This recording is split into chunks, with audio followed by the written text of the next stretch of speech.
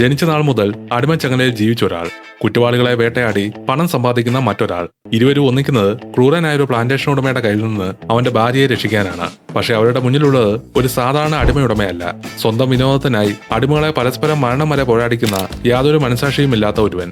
ഭാര്യയെ ജീവനോടെ തിരികെ കൊണ്ടുവരണമെങ്കിൽ ആദ്യം അയാളെ കബളിപ്പിക്കണം. പിന്നെ അയാളുടെ കോട്ട പോലുള്ള പ്ലാന്റേഷനിൽ നിന്ന് ജീവനോടെ പുറത്തു കിടക്കുകയും വേണം. ഒരു ചെറിയ പിഴവ് പോലും സംഭവിച്ചാൽ കാത്തിരിക്കുന്നത് അതിദാരുണമായ മരണം മാത്രം. ഒട്ടും സമയം കളയാതെ നമുക്ക് ഈ കഥയിലേക്ക് കിടക്കാം. 1858 ടെക്സാസ്. ചങ്ങലകളിട്ട് ഒരു കൂട്ടം അടിമകളെ നടത്തിക്കൊണ്ടു പോവുകയാണ് ഏസ് സ്പെക്കും സഹോദരൻ ഡിക്കി സ്പെക്കും. ആ കൂട്ടത്തിൽ ഉണ്ടായിരുന്ന ഒരാളാണ് കഥയിലെ നായകൻ ജാങ്കോ. രാത്രി കാടുകളിലൂടെ അവർ യാത്ര തുടരുമ്പോഴാണ് ഇരുട്ടിൽ നിന്ന് മുകളിൽ ഒരു സ്പ്രിംഗിൽ ആടുന്ന പല്ലുവെച്ച ഒരു കുതിരവണ്ടി അവർക്കരികിലേക്ക് എത്തുന്നത്. അതിൽ നിന്ന് നന്നായി വസ്ത്രം ധരിച്ച ഒരു ജർമ്മൻ സ്വദേശി ഇറങ്ങി സ്വയം ഡോക്ടർ കിങ് ഷുൾസ് എന്ന് അവരെ പരിചയപ്പെടുത്തുന്നു. താൻ അന്വേഷിക്കുന്നത് സ്പെക്ക് സഹോദരന്മാരെയാണെന്നും അവർ തന്നെയാണോ ആ ആളുകളെന്ന് വളരെ മാന്യമായാണ് അദ്ദേഹം ചോദിക്കുന്നത്. എന്താണ് കാര്യമെന്ന് മനസ്സിലാകാതെ അവർ സംശയത്തോടെ ഷുൾസിനെ നോക്കുന്നു. അപ്പോഴാണ് അയാൾ തന്റെ ഉദ്ദേശം പറയുന്നത്. അവരുടെ കൂടെയുള്ള അടിമകളിൽ ഒരാളെ വാങ്ങാനാണ് താൻ വന്നിരിക്കുന്നതെന്ന് പറഞ്ഞ് ഓരോ അടിമയെ നോക്കി നടന്ന അദ്ദേഹം കറൂക്കൻ പ്ലാന്റേഷൻ എന്ന സ്ഥലത്ത് മുമ്പ് ജോലി ചെയ്തിരുന്ന ആരെങ്കിലും ഉണ്ടോ എന്ന് ചോദിക്കുന്നു. അപ്പോൾ ജാങ്കോ താൻ അവിടെ ആയിരുന്നു എന്ന് അറിയിച്ചു. തുടർന്ന് ഷുൾസ് മറ്റൊരു കാര്യം ചോദിച്ചു. ബ്രിറ്റിൽ ബ്രദേഴ്സ് എന്നു പേരിലുള്ള 3 മേൽനോട്ടക്കാരെ വീണ്ടും കണ്ടാൽ തിരിച്ചറിയാൻ കഴിയുമോ എന്ന്. ജാങ്കോയ്ക്ക് അതിന് സംശയമൊന്നുമില്ലായിരുന്നു. അവരെ ഒരിക്കലും മറക്കില്ല എന്ന പോലെയാണ് അവൻ കഴിയുമെന്ന് മറുപടി നൽകുന്നത്. അത് കേട്ടതോടെ ഷുൾസ് ജാങ്കോയെ ഉടൻ തന്നെ വാങ്ങാൻ തയ്യാറാകുന്നു. പക്ഷെ അത്രയും നേരം ശാന്തരായിരുന്ന സ്പെക്ക് സഹോദരന്മാർക്ക് ഒരു കാര്യം ഒട്ടും ഇഷ്ടമായില്ല. ഒരു കറുത്ത അടിമയോട് ഷുൾസ് കാണിച്ച ബഹുമാനം. അവർ ജാങ്കോയെ വിൽക്കാൻ വിസമ്മതിക്കുകയും ഏസ് തോക്കെടുത്ത് ഭീഷണിപ്പെടുത്തുകയും ചെയ്യുന്നു.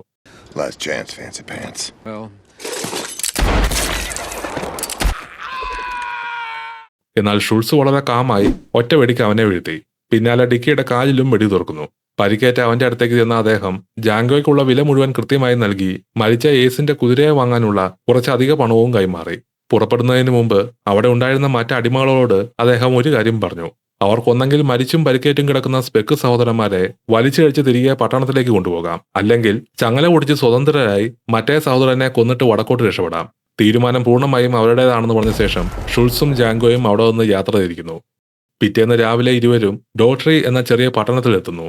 ആ കാലത്ത് ഒരു കറുത്തവൻ കുതിരപ്പുറത്ത് സഞ്ചരിക്കുന്നത് അസാധാരണമായ കാഴ്ചയായിരുന്നു. അതുകൊണ്ട് തന്നെ ജാങ്കോയെ എല്ലാവരും അത്ഭുതത്തോടെയാണ് നോക്കി നിന്നത്. ഷുൾസ് അവനെയും കൂട്ടി നേരെ ഒരു ബാറിലേക്ക് കയറുന്നു. പക്ഷെ ജാങ്കോയെ കണ്ട ഉടൻ തന്നെ അവിടുത്തെ ഉടമ ഭയന്ന് പുറത്തേക്ക് ഓടുന്നു. ഓടിപ്പോകുന്ന അയാളോട് ഷുൾസ് ഒരു കാര്യം എടുത്തു പറഞ്ഞു. പോലീസ് മാർഷലിനെയല്ല, പകരം ഷെരിഫിനെ മാത്രം ആദ്യം വിളിച്ചുകൊണ്ടുവരിക.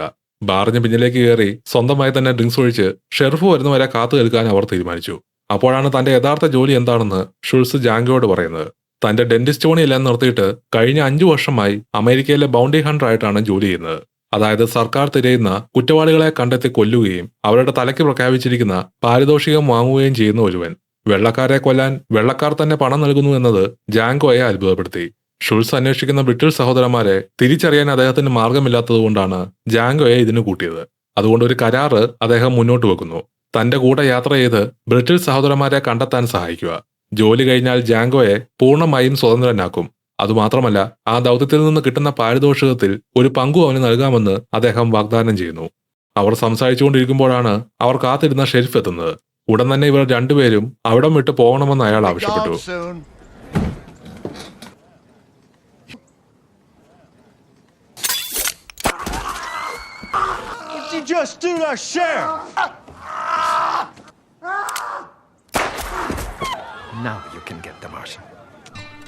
ഷുൾസ് അവിടെ പകച്ചു നിന്ന ബാർ ഉടമയോട് ഇനി ചെന്ന് മാർഷലിനെ വിളിച്ചുകൊണ്ട് വരാൻ നിർദ്ദേശിച്ചു. അധികം വൈകാതെ അവിടുത്തെ US മാർഷൽ നാട്ടുകാരെയും കൂട്ടി ബാർ ചുറ്റും വളയുന്നു. ഉടൻ കീഴടങ്ങിയില്ലെങ്കിൽ വെടിവെക്കുമെന്ന് മാർഷൽ മുന്നറിയിപ്പ് നൽകി. പക്ഷേ ഷുൾസ് ഒട്ടും പതറിയില്ല. വാതിലിനകത്ത് നിന്നുകൊണ്ട് തനിക്ക് കാര്യം വിശദീകരിക്കാൻ ഒരു അവസരം നൽകണമെന്ന് ഉറപ്പുവരുത്തിയ ശേഷം അവർ രണ്ടും പുറത്തു വന്നു.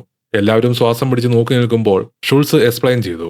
ഇത്രയും നാൾ ഷെരിഫ് എന്ന് കരുതിയിരുന്ന ആള് യഥാർത്ഥത്തിൽ വില്ലാഡ് പെക്ക് എന്ന പേരിലുള്ള ഒരു കുറ്റവാളിയായിരുന്നു. കന്നുകാലി മോഷണ കേസിൽ വർഷങ്ങളായി ഒളിവിൽ കഴിയുന്ന ഒരാളായിരുന്നു അയാൾ. ജീവനോടെയോ മരിച്ച നിലയിലോ പിടികൂടുന്നവർക്ക് $200 റിവാർഡും പ്രഖ്യാപിച്ചിരുന്നു. അതിനാൽ ഷുൾസ് ചെയ്തത് കൊലപാതകമല്ല, നിയമപരമായ ഒരു ബൗണ്ടി വേട്ട മാത്രമായിരുന്നു. ഔദ്യോഗിക അറസ്റ്റ് വാറണ്ട് കൂടി കണ്ടതോടെ മാർഷലിന് $200 കൈമാറുമല്ലാതെ വേറെ ഒന്നും ചെയ്യാനായില്ല. പിന്നീട് വഴിമതിയെ ഭക്ഷണം കഴിച്ചുകൊണ്ടിരിക്കുമ്പോഴാണ് ജാങ്കോ ആദ്യമായി തന്റെ ഭാര്യയെക്കുറിച്ച് ഷുൾസിനോട് പറയുന്നത്. അവളുടെ പേര് ബ്രൂമിൽഡ എന്നാണ്. ഇരുവരും മുമ്പ് ഓൾഡ് മാൻ കറൂക്കൻ എന്നയാളുടെ പ്ലാന്റേഷനിലായിരുന്നു ജോലി ചെയ്തിരുന്നത്. ഒളിച്ച് വിവാഹം കഴിച്ച് അവിടെ നിന്ന് രക്ഷപ്പെടാൻ ശ്രമിച്ചെങ്കിലും അധികം ദൂരം പോകാൻ കഴിഞ്ഞില്ല. പിടിക്കപ്പെട്ടതോടെ ഇരുവരുടെയും കവിളിൽ ഒളിച്ചോടി എന്നതിന്റെ അടയാളമായി 6 എന്ന അക്ഷരം പഴുത്ത ഇരുമ്പ് കൊണ്ട് പതിപ്പിച്ചു. അതിന്റെ കൂടെ അവരെ രണ്ടുപേരെയും വേറെ വേറെ ഉടമകൾക്ക് വിറ്റുകളയുകയും ചെയ്തു. അതിനുശേഷം ബ്രൂമിൽഡ എവിടെയാണെന്ന് ജാങ്കോയ്ക്ക് ഇന്നേ വരെ അറിയില്ല. അവളുടെ പേര് കേട്ടതോടെ ഷുൾസ് ഒന്ന് അത്ഭുതപ്പെട്ടു. അവൾ ജർമ്മൻകാരിയായിരുന്നു എന്നാണ് അദ്ദേഹത്തിന്റെ സംശയം. ജാങ്കോ അറിയിച്ചു അവളെ വളർത്തിയത് ജർമ്മൻ സംസാരിക്കുന്ന ഒരു സ്ത്രീയായിരുന്നു. അതുകൊണ്ട് അവർ കൊടുത്ത പേരാണ് ബ്രൂംഹിൽഡ വോൺ ഷാഫ്റ്റ്. അവൾക്ക് ഇംഗ്ലീഷിനൊപ്പം ജർമ്മനും നന്നായി സംസാരിക്കാൻ അറിയാം. ജർമ്മൻകാരനായ ഷുൾസിന് ഇത് വളരെ ഇൻട്രസ്റ്റിംഗ് ആയിരുന്നു.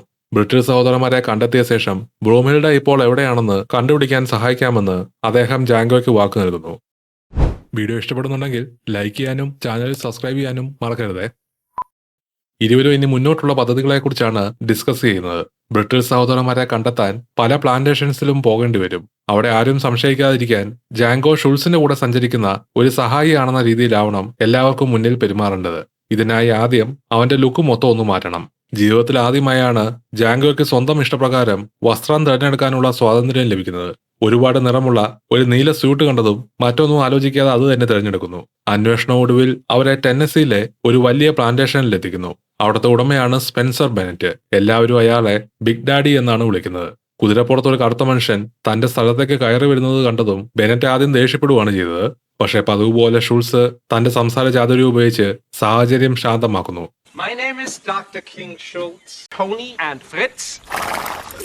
ബെനറ്റിന്റെ പക്കൽ നിന്ന് ഒരു അടിമയെ വാങ്ങാനാണെന്ന് പറഞ്ഞ് ഷുൾസ് ഒരു നാടകം കളിക്കുന്നു.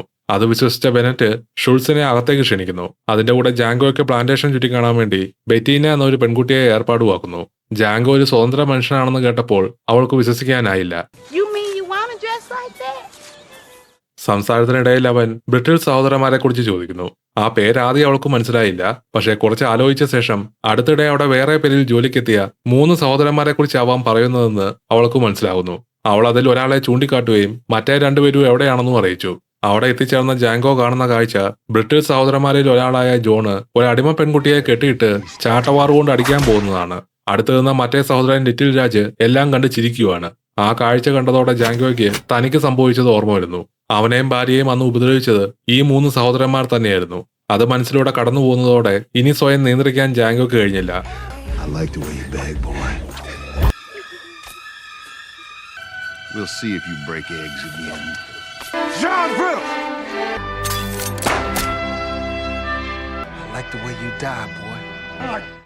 അവൻ തോക്കെടുത്ത് ആദ്യം ജോണിനെ വീഴ്ത്തിയിട്ട് മറ്റവനെ ചാട്ടവാറ് കൊണ്ട് അടിച്ചു കൂട്ടുന്നു. ഒടുവിൽ തോക്കെടുത്ത് അവനെയും തീർത്തു. മൂന്നാമനായ എലീസ് കുതിരപ്പുറത്ത് ഓടാൻ ശ്രമിച്ചെങ്കിലും അപ്പോഴേക്കും അവിടെ എത്തിയ ഷുൾസ് ഒരൊറ്റ വെടിയിലൂടെ അവനെയും വീഴ്ത്തി.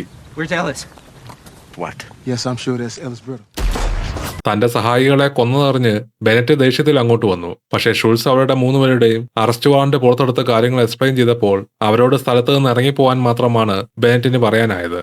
എന്നാൽ അന്ന് രാത്രി അയാൾ പ്രതികാരം ചെയ്യാൻ തീരുമാനിക്കുന്നു. തന്റെ അയൽവാസത്തുള്ള വെള്ളക്കാരെ കൂട്ടിക്കൊണ്ട് ഷുൾസിനെയും ജാങ്കോയെയും വേട്ടയാടാനായി അവർ പദ്ധതിയിട്ടു. കറുത്തവർഗക്കാരെ ചൂഷണം ചെയ്ത കുപ്രസിദ്ധമായ കൂക്ലക്സ് ക്ലാൻ എന്ന സംഘമായിട്ടാണ് ഇവരെ കാണിക്കുന്നത്.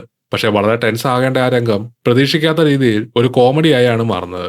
ഓരോരുത്തരും മുഖം മറയ്ക്കാൻ ഒരു വെള്ള തുണി ധരിച്ചിരുന്നെങ്കിലും കണ്ണിനു വേണ്ടി ഉണ്ടാക്കിയ ദ്വാരങ്ങൾ വളരെ മോശമായിരുന്നു. അതുകൊണ്ട് ആർക്കും ശരിക്കും ഒന്നും കാണാൻ കഴിയുന്നില്ല. ഇതും വെച്ച് എങ്ങനെയാണ് പോരാടാൻ പോകുന്നതെന്നും പറഞ്ഞ് അവർ തമ്മിൽ ഡിബേറ്റ് ചെയ്യാൻ തുടങ്ങി. ഇതേസമയം ഇവമാര് തങ്ങളെ ആക്രമിക്കാൻ വരുമെന്ന് ഷുൾസ് നേരത്തെ തന്നെ കണക്കുകൂട്ടിയിരുന്നു. വണ്ടിക്കടിയിൽ ആളെപ്പോലെ തോന്നുന്ന രൂപങ്ങൾ വെക്കുകയും ആ പല്ലിനുള്ളിൽ ഡൈനാമൈറ്റ് ഒളിപ്പിക്കുകയും ചെയ്ത ശേഷം ഇരുവരും അടുത്തുള്ള ഒരു വലിയ മരത്തിന്റെ മുകളിൽ ഒളിച്ചിരിക്കുന്നു. ബെനറ്റിന്റെ സംഘം വണ്ടിക്ക് നേരെ പാഞ്ഞെത്തിയതും ഷുൾസ് വെടിയുതിർക്കുന്നു. ഡൈനാമൈറ്റ് കൂട്ടിയതോടെ അവരെല്ലാം ചിതറിപ്പോയി. ജീവനും കൊണ്ട് ഓടാൻ ശ്രമിച്ച ബെനറ്റിനെ വെടിവെക്കാനുള്ള അവസരം ഷുൾസ് ജാങ്കോയ്ക്ക് വിട്ടുകൊടുക്കുന്നു. അവൻ ശാന്തമായ തോക്ക് ലക്ഷ്യം വെച്ച് ഒറ്റ വെടിയിൽ തന്നെ ബെനറ്റിനെ വീഴ്ത്തി. ബ്രിട്ടീഷ് സഹോദരന്മാരെ തീർത്തതോടെ ഇരുവരും തമ്മിലുള്ള കരാർ തീർന്നെങ്കിലും അവളുടെ അന്വേഷണത്തിനായി ജാങ്കോയെ ഒറ്റയ്ക്ക് ഗ്രീൻവിൽ എന്ന് പറയുന്ന അടിമ കച്ചവട പട്ടണത്തിലേക്ക് അയക്കാൻ ഷുൾസിന് താല്പര്യമുണ്ടായിരുന്നില്ല. പകരം മറ്റൊരു നിർദ്ദേശമാണ് അദ്ദേഹം മുന്നോട്ട് വെക്കുന്നത്. തണുപ്പുകാലം മുഴുവൻ ഇരുവരും ചേർന്ന് ബാക്കിയുള്ള ബൗണ്ടി വേട്ട തുടരും. ലഭിക്കുന്ന പ്രതിഫലം പങ്കിടുകയും ഒടുവിൽ ഇരുവരും ഒരുമിച്ച് ബ്രൂംഹിൽഡയെ കണ്ടുപിടിക്കാൻ പോകാമെന്ന്. ജാങ്കോ അത് സമ്മതിച്ചു. എന്നാൽ അവനൊരു കാര്യം കൂടി ചോദിച്ചു. തന്നെ സഹായിക്കാൻ വേണ്ടി ഷുൾസ് എന്തിനാണ് ഇത്രയും കഷ്ടപ്പെടുന്നതെന്ന്. അദ്ദേഹം പറഞ്ഞു തന്റെ ജീവിതത്തിൽ ആദ്യമായാണ് ഒരാളെ മോചിപ്പിക്കുന്നത്. അതുകൊണ്ട് അവന്റെ ജീവന് ഒരു റെസ്പോൺസിബിലിറ്റി പുള്ളിക്ക് തോന്നി തുടങ്ങി. അതിനുശേഷം ഒരു മോണ്ടാജിലൂടെ ഇവരുടെ ബൗണ്ടി വേട്ടകൾ നമ്മൾ കാണുന്നു. മാസങ്ങളിലുടനീളം ഇരുവരും അമേരിക്കയുടെ പല ഭാഗങ്ങളിലായി സഞ്ചരിച്ച് കുറ്റവാളികളെ വേട്ടയാടി.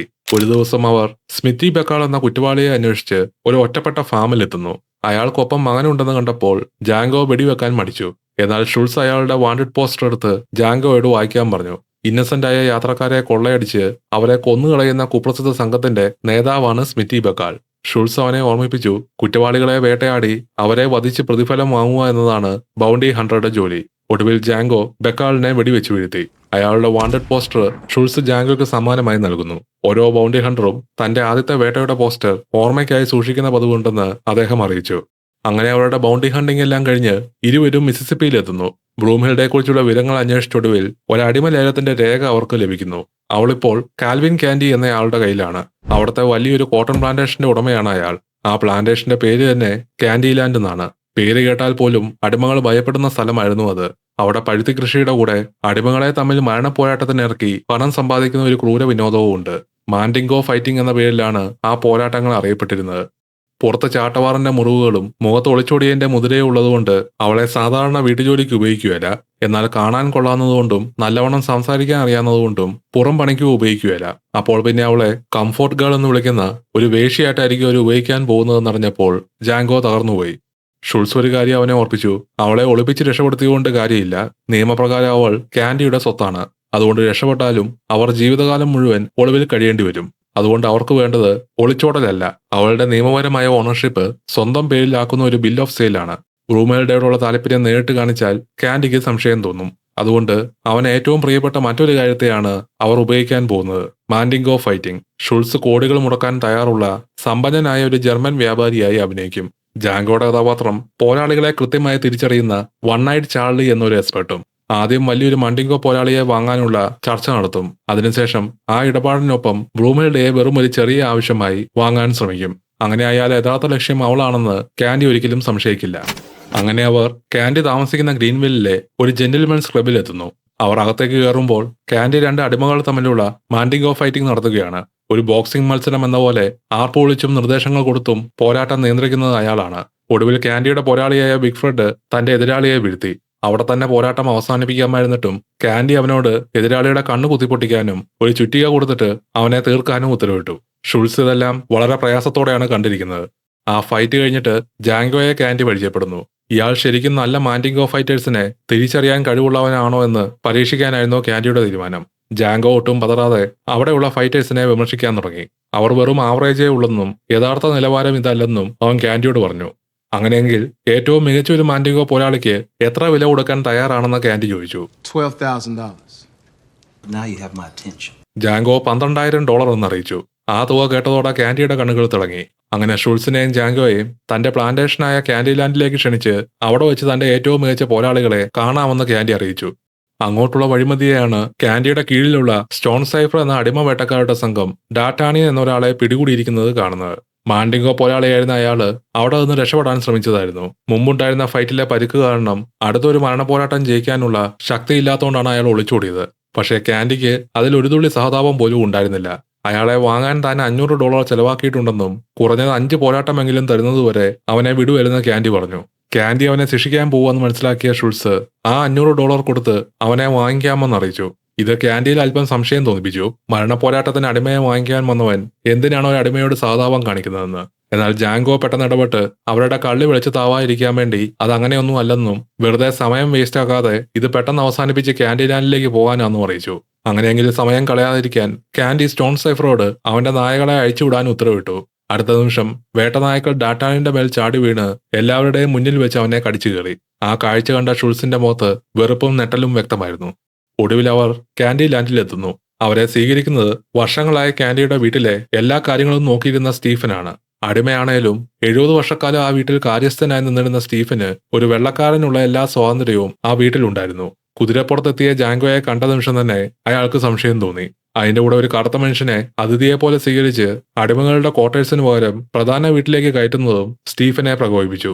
കാൻഡി ഒരു വിധത്തിൽ അയാളെ ശാന്തനാക്കിക്കൊണ്ട് തന്റെ സമ്പന്നരായ അതിഥികൾക്ക് യഥാർത്ഥ സദേൺ ഹോസ്പിറ്റാലിറ്റി കാണിച്ചു കൊടുക്കണമെന്ന് സ്റ്റീഫനോട് ആവശ്യപ്പെട്ടു. ഇതിനിടെയാണ് ജാങ്കോ മറ്റൊരു ഞെട്ടിക്കുന്ന കാര്യം അറിയുന്നത്. ബ്രൂമേൽഡ് അടുത്തിടെ രക്ഷപ്പെടാൻ ശ്രമിച്ചതുകൊണ്ട് ശിക്ഷയായി സ്റ്റീഫൻ അവളെ ഹോട്ട് ബോക്സ് എന്നറിയപ്പെടുന്ന നിലത്തിനടിയിലുള്ള ഇരുമ്പ് പെട്ടിക്കുള്ളിൽ പൂട്ടിയിട്ടിരിക്കുകയാണ്. കൊടുംചൂടത്ത് അടുത്ത 7 ദിവസം അതിൽ കിടക്കേണ്ടി വരുന്ന അതിക്രൂരമായ ശിക്ഷയായിരുന്നു അത്. നേരത്തെ ഉണ്ടായിരുന്ന സംഭാഷണത്തിൽ തന്റെ കയ്യിൽ ജർമ്മൻ സംസാരിക്കുന്ന ഒരു അടിമപ്പെണ്ണുണ്ടെന്നും അവളെ കാണിച്ചു തരാമെന്നും കാൻഡി ഷുൾസിനോട് പറഞ്ഞിരുന്നു. അതുകൊണ്ട് അവളെ പുറത്തു കൊണ്ടുവരാൻ സ്റ്റീഫനോട് ഉത്തരവിട്ടു. അതിൽ വസ്ത്രമില്ലാതെ കിടന്ന അവളെ അവർ പുറത്തേക്കെടുത്ത് വലിച്ചിഴയ്ക്കുമ്പോൾ ജാങ്കോയ്ക്ക് അവളെ അറിയാത്തതുപോലെ തന്നെ അഭിനയിക്കേണ്ടി വന്നു. അന്ന് രാത്രി കാൻഡിയുടെ സഹോദരി ലാറ അവളെ ഷുൾസിന്റെ മുറിയിലേക്ക് എത്തിച്ചു. മുറിക്ക് പുറത്ത് മറ്റാരുമില്ലെന്ന് ഉറപ്പായപ്പോൾ ഷുൾസ് സത്യം പറയുന്നു. താനും തന്റെ ഒരു സുഹൃത്തും അവളെ രക്ഷിക്കാൻ വേണ്ടിയാണ് വന്നിരിക്കുന്നത്. ആ സുഹൃത്ത് ആരാണെന്ന് അവൾ ചോദിച്ചപ്പോൾ തന്റെ സുഹൃത്തിന് ഒരു ഹീറോ എൻട്രൻസ് മേക്ക് ചെയ്യാൻ താല്പര്യമുള്ളതുകൊണ്ട് അപ്പുറത്തെ മുറിയിൽ കാത്തു നിൽക്കുകയാണെന്ന് പറഞ്ഞു. അവളോട് കാണുമ്പോൾ ശബ്ദമുണ്ടാക്കി വിളിച്ചു പോകരുതെന്ന് മുന്നറിയിപ്പ് നൽകിക്കൊണ്ട് ഷുൾസ് സിഗ്നൽ കൊടുക്കുന്നു. അടുത്ത മുറിയുടെ വാതിൽ തുറന്ന് ജാങ്കോ സ്വയം റിവീൽ ചെയ്തു. ഭർത്താവിനെ കണ്ട നിമിഷം തന്നെ ഒരു ശബ്ദം പോയിട്ട് ഒരു വാക്കുപോലും പറയാതെ അവിടെ തന്നെ ബോധം കെട്ടുവീണു. അന്ന് രാത്രി തന്നെ ഡിന്നറിനിടെ ബ്ലൂംഹിൽഡ ഭക്ഷണം വിളമ്പിക്കൊണ്ടിരിക്കുമ്പോൾ സ്റ്റീഫൻ എന്തോ സംശയം തോന്നാൻ തുടങ്ങുന്നു. ജാങ്കോയുടെ അടുത്തേക്ക് വരുമ്പോൾ അവരുടെ ഓരോ നോട്ടവും ഭാവവും ശ്രദ്ധിച്ച സ്റ്റീഫൻ അവസാനം അവളെ അടുക്കളയിൽ വെച്ച് നേരിട്ട് ചോദ്യം ചെയ്യുന്നു. ജാങ്കോയെ നേരത്തെ പരിചയമുണ്ടോ എന്ന് പലതവണ ചോദിച്ചിട്ടും അവൾ അതെല്ലാം നിഷേധിക്കുകയായിരുന്നു. പക്ഷേ സംശയം തീരാത്ത സ്റ്റീഫൻ തിരിച്ച് ഡിന്നർ ടേബിളിൽ എത്തിയപ്പോൾ ബ്ലൂമിൽഡയുടെ പുറത്ത് ചാട്ടവാർ അടിച്ചിട്ടുള്ള പാടുകൾ വളരെ മനോഹരമാണെന്ന് പറഞ്ഞുകൊണ്ട് അവളെ കൊണ്ട് നിർബന്ധിച്ച് അത് അയാൾ അഴിച്ചു കാണിക്കുന്നു. ജാങ്കോ എങ്ങനെ റിയാക്ട് ചെയ്യുമെന്ന് കാണാൻ വേണ്ടിയായിരുന്നു അത്. അവന്റെ റിയാക്ഷൻ കണ്ടപ്പോൾ സ്റ്റീഫൻ ഒരു കാര്യം മനസ്സിലായി. ഇവർ തമ്മിൽ എന്തോ ബന്ധമുണ്ട്. ഇതെല്ലാം കഴിഞ്ഞ് സംസാരം തുടരുമ്പോൾ ഷുൾസ് കാൻഡിയോട് ഒരു കാര്യം ആവശ്യപ്പെട്ടു. തനിക്കിടയ്ക്ക് സ്വന്തം ഭാഷ സംസാരിക്കാൻ ആ ജർമ്മൻ സംസാരിക്കുന്ന അടിമ പെൺകുട്ടിയെ കൂടി തനിക്ക് വാങ്ങിക്കാൻ പറ്റുമോന്ന്. കാൻഡി അതിന് സമ്മതം മൂളുന്നതിന് തൊട്ടു മുമ്പ് തന്നെ സ്റ്റീഫൻ അയാളെ മാറ്റി നിർത്തി തന്റെ സംശയമെല്ലാം പറഞ്ഞു. ഷുൾസും ജാങ്കോയും ഇവിടെ വന്നത് ഒരു മാൻഡിങ്കോ പോരാളിയെ വാങ്ങാനല്ല. അവളുടെ യഥാർത്ഥ ലക്ഷ്യം തുടക്കം മുതൽ ബ്ലൂംഹിൽഡയാണ്. ജാങ്കോ അവളുടെ ഭർത്താവാകാൻ വഴിയുണ്ട്. $12,000 മാൻഡിങ്കോ ഇടപാട് മുഴുവൻ കാൻഡിയെ വിശ്വസിപ്പിക്കാനുള്ള ഒരു നാടകമാണ്. കാൻഡിക്ക് ആദ്യം അതിൽ വലിയ പ്രശ്നമൊന്നും തോന്നിയില്ല. എന്തായാലും $12,000 കിട്ടുമല്ലോ. അതിന്റെ കൂടെ നിസ്സാര വിലയുള്ള ഒരു അടിമപ്പെണ്ണു കൂടി ഉള്ളത് പുള്ളിയെ ബാധിക്കുന്നില്ല. പക്ഷേ സ്റ്റീഫൻ ഒരു പ്രധാന കാര്യം ചൂണ്ടിക്കാട്ടി. ഇതുവരെ അവർ $1 പോലും നൽകിയിട്ടില്ല. കുറച്ചു മുമ്പ് ഫൈറ്ററിനുള്ള ഇടപാട് ഉറപ്പിക്കാൻ തിരിച്ച് പട്ടണത്തിൽ പോയി തന്റെ ലോയറേയും കൂട്ടി വരാൻ ഒരാഴ്ച സമയം വേണമെന്ന് ഷുൾസ് അറിയിച്ചിരുന്നു. ആദ്യം ആ പെണ്ണിനെ മാത്രം ചെറിയ വിലയ്ക്ക് വാങ്ങി അവിടെ നിന്ന് പോയ ശേഷം ആ $12,000 ഇടപാട് നടത്താൻ അവർ തിരിച്ചു വരുകയില്ല. അതോടെ കാൻഡിക്ക് കാര്യങ്ങൾ വ്യക്തമായി. തന്നെ പൂർണ്ണമായും പറ്റിക്കാനാണ് അവരുടെ പ്ലാൻ. കോപത്തോടെ തിരികെ മേശയിലേക്ക് എത്തിയ കാൻഡി കൂടെ ഒരു മനുഷ്യന്റെ തലയോട്ടിയും കൊണ്ടുവരുന്നു. അത് അവരുടെ കുടുംബത്തിന് വേണ്ടി വർഷങ്ങളോളം ജോലി ചെയ്തിരുന്ന ഒരു അടിമയുടെ തലയോട്ടിയായിരുന്നു. അത് മേശപ്പുറത്ത് വെച്ച ശേഷം ഫ്രേണോളജി എന്ന അന്നത്തെ ഒരു വ്യാജ ശാസ്ത്രത്തെക്കുറിച്ച് സംസാരിക്കാൻ വേണ്ടി തുടങ്ങുന്നു.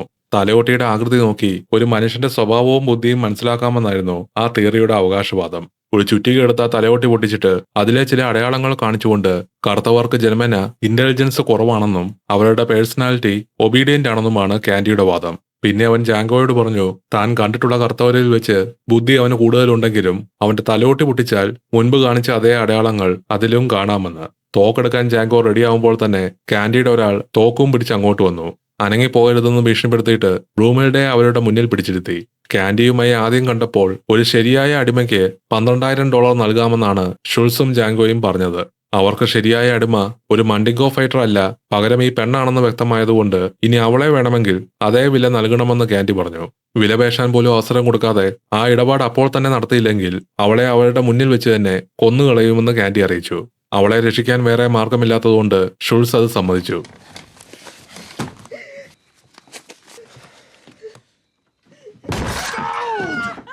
പണം കിട്ടിയതോടെ കാൻഡി ബിൽ ഓഫ് സെയിൽ തയ്യാറാക്കാൻ ലോയറോട് നിർദ്ദേശിച്ചു. അധികം വൈകാതെ തന്നെ രണ്ടു കൂട്ടരും ഇടപാട് സൈൻ ചെയ്തു. അത് കഴിഞ്ഞ് കാൻഡി ഹാൻഡ് ഷേക്കിന് കൈ നീട്ടിയപ്പോൾ ഇത്രയും വൃത്തികെട്ട ഒരു മനുഷ്യന് താൻ കൈ കൊടുക്കുമായിരുന്നു ഷുൾസ് പറഞ്ഞു. കാൻഡി അപ്പോൾ അറിയിച്ചു തെക്കൻ സംസ്ഥാനങ്ങളിൽ ഒരു ജെന്റിൽമാൻസ് ഹാൻഡ് ഷേക്ക് കഴിയാതെ ഒരു ഇടപാടും പൂർത്തിയാകില്ലെന്ന്. പക്ഷേ കാൻഡി ചെയ്ത കാര്യങ്ങളെല്ലാം ഓർത്ത് ഷുൾസ് കൈ കൊടുക്കാൻ വീണ്ടും നിരസിച്ചു. എന്നാൽ കാൻഡിയും പിന്നോട്ടില്ല.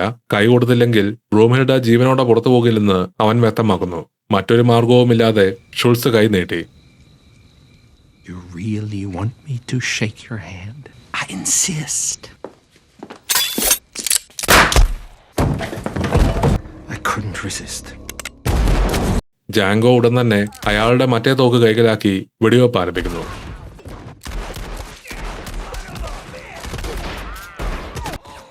മുന്നിൽ വന്ന എല്ലാവരെയും വെടിവെച്ച് വീഴ്ത്തിക്കൊണ്ട് ആ വീട് മുഴുവൻ ഒരു യുദ്ധക്കളമായി മാറി. എന്നാൽ അധികം വൈകാതെ തന്നെ കാൻഡിയുടെ ആളുകൾ ബ്ലൂംഹിൽഡയെ പിടികൂടി ജാങ്കോ കീഴടങ്ങിയില്ലെങ്കിൽ അവളെ കൊല്ലുമെന്ന് അവർ ഭീഷണിപ്പെടുത്തി. അതോടെ ജാങ്കോ ആയുധം താഴെ വെച്ച് സറണ്ടർ ചെയ്യുന്നു. അവർ അവനെ ക്രൂരമായി മർദ്ദിച്ച് പിന്നീട് ഒരു കളപ്പുരയിൽ തലകീഴായി തൂക്കിയിട്ടാണ് അവനെ ടോർച്ചർ ചെയ്യുന്നത്. സ്റ്റീഫൻ അതെല്ലാം ആസ്വദിച്ചുകൊണ്ടാണ് ജാങ്കോയെ പരിഹസിക്കുന്നത്. വൃഷ്ണം മുറിച്ചു കളയുക, നായ്ക്കളെ എറിഞ്ഞു കൊടുക്കുക എന്നിങ്ങനെ അവന് നൽകാവുന്ന ശിക്ഷകളെക്കുറിച്ച് അയാൾ ഓരോന്നായി പറയാൻ തുടങ്ങി. എന്നാൽ ഒടുവിൽ കാൻഡിയുടെ പെങ്ങൾ വേറൊരു തീരുമാനമാണ് എടുത്തിരിക്കുന്നതെന്ന് സ്റ്റീഫൻ പറഞ്ഞു. ജാങ്കോയെ ലെക്വിൻ ഡിക്കി മൈനിങ് കമ്പനിയിലേക്ക് വിൽക്കാനാണ് അവരുടെ തീരുമാനം. ശരിക്കും ഒരാൾ മരിച്ചു വീഴുന്നതുവരെ അടിമകളെ പണിയെടുപ്പിക്കുന്ന സ്ഥലമാണത്.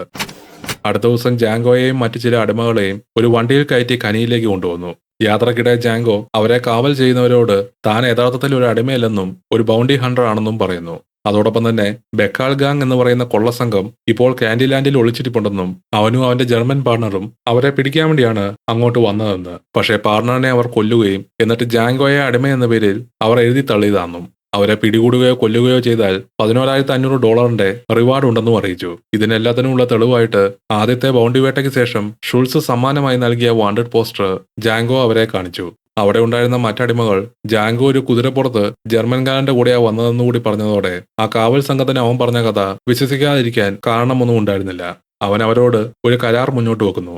തന്നെ അഴിച്ചുവിട്ട് ഒരു കുതിരയും തോക്കും നൽകിയാൽ മതി. ബെക്കാൾഗി അങ്ങനെ താൻ തന്നെ കൊന്നോളാം. കിട്ടുന്ന റിവാർഡിൽ നിന്ന് $500 മാത്രം അവന് നൽകിയിട്ട് ബാക്കി മുഴുവൻ അവർക്കെടുക്കാം.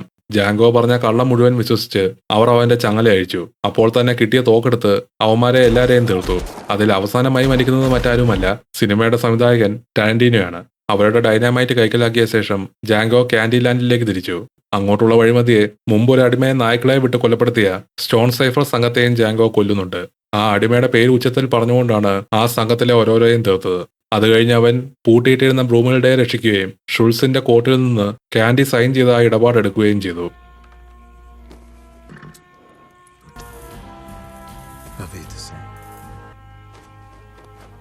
വൈകുന്നേരം ആയപ്പോൾ കാൻഡിയുടെ ശവസംസ്കാരത്തിന് ശേഷം സ്റ്റീഫനും ലാറയും മടങ്ങിയെത്തി. വീട്ടിൽ ഒളിച്ചിരുന്ന ജാങ്കോ ആദ്യം ആ ബോഡി ഗാർഡ്സിനെ എല്ലാവരെയും മിന്നൽ വേഗത്തിൽ വെടിവെച്ചു വീഴ്ത്തി. ആ വീട്ടിൽ ജോലി ചെയ്യുന്ന കറുത്ത വർഗ്ഗക്കാരോട് അവൻ പുറത്തേക്ക് പോകാൻ പറഞ്ഞു. എന്നാൽ സ്റ്റീഫനോട് അവിടെ തന്നെ നിൽക്കാൻ ഉത്തരവിട്ടു. ആ ജോലിക്കാരോട് പോകുന്നതിന് മുമ്പ് ലാറയോട് യാത്ര പറയാൻ പറഞ്ഞു. അപ്പോൾ തന്നെ അവളെയും വെടിവെച്ചു. ഇനി ബാക്കി സ്റ്റീഫൻ മാത്രം. മരണം മുന്നിൽ കണ്ടെങ്കിലും അയാൾ ഇപ്പോഴും ഭീഷണിപ്പെടുത്താൻ ശ്രമിക്കുന്നു. ജാങ്കോ എവിടെ ഒളിച്ചാലും അവനെ കണ്ടെത്തുമെന്നും ഇതിനെല്ലാം വില കൊടുക്കേണ്ടി വരുമെന്നും. പക്ഷേ ജാങ്കോ അത് മൈൻഡ് ചെയ്തില്ല.